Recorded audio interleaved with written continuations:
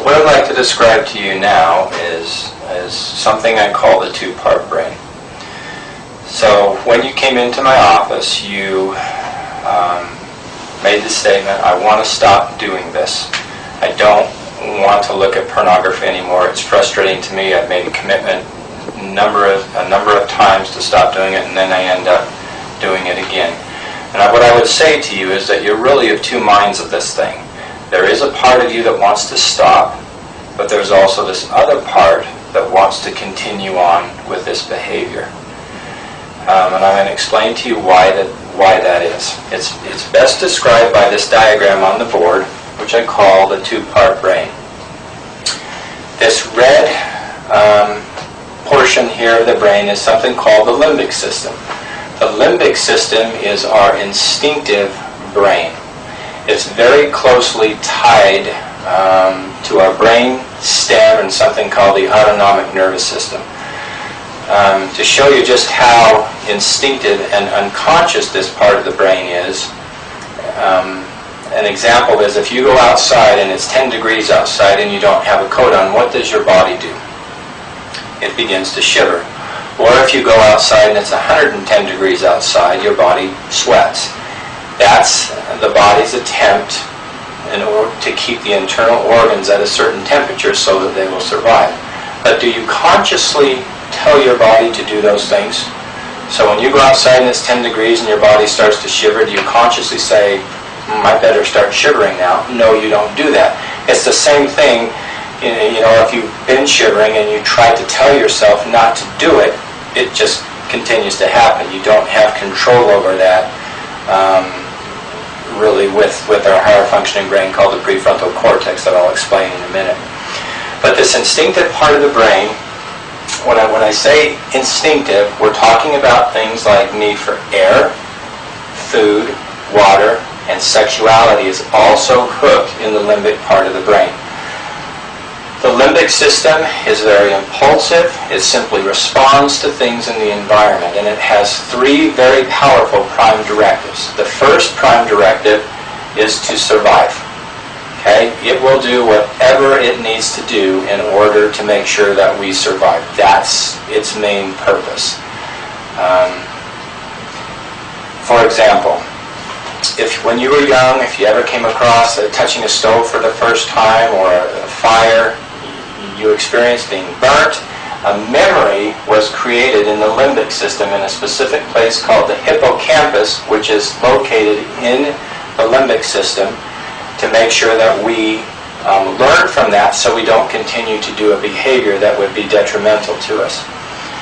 The second prime directive of the limbic system is to avoid pain.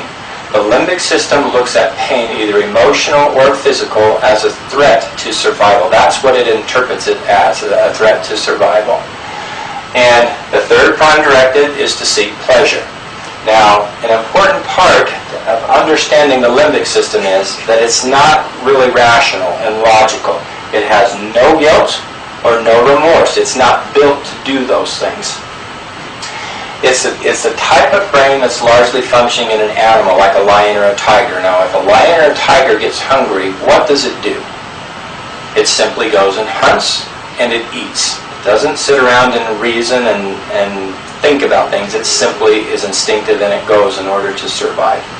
Now, what makes us different than the animals, say like a lion or a tiger, is we have this other part of the brain called the neocortex, and more specifically, the prefrontal cortex.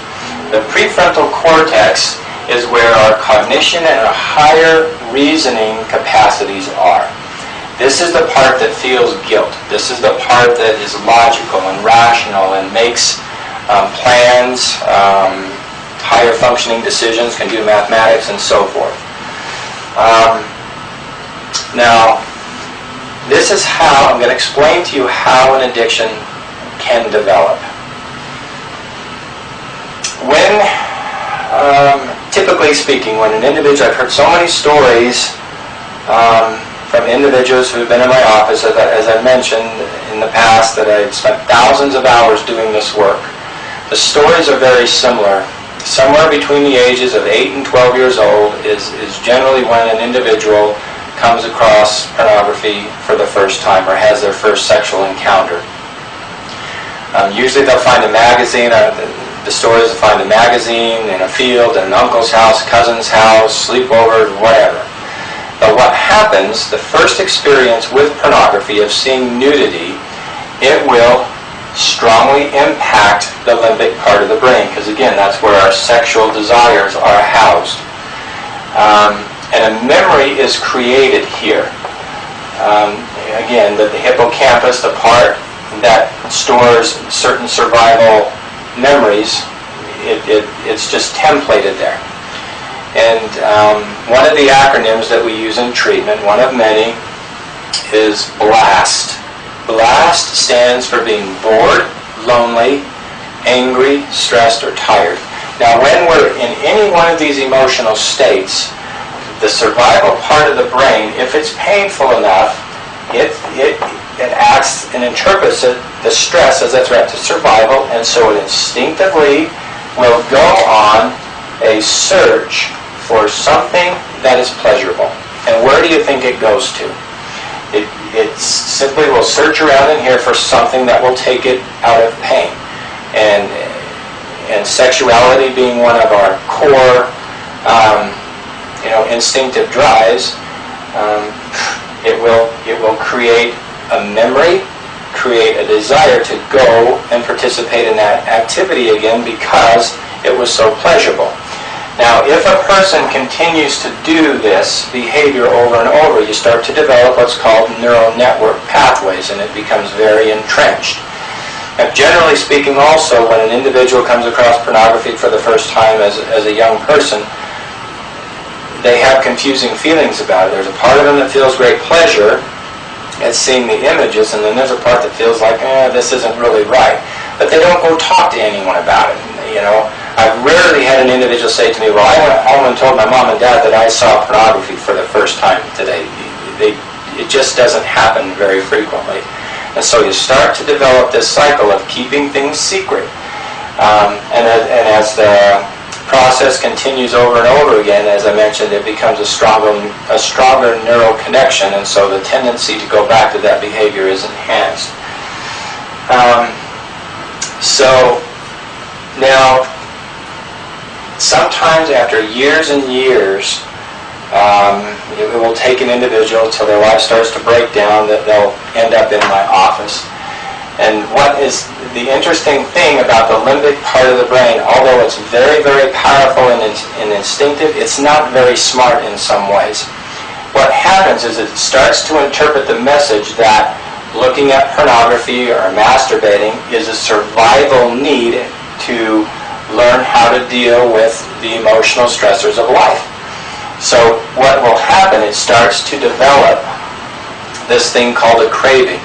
Only those who truly have an addiction or a loved one who has an addiction can get some sense of what a craving really is. A craving is this powerful, instinctive, gnawing need to go back to participate in behavior. It's exactly the same thing if it's heroin addiction, cocaine, methamphetamine, and so forth. Alcohol, it does exactly the same thing. Whenever the brain gets templated to, it will create strong cravings and desires to go back to.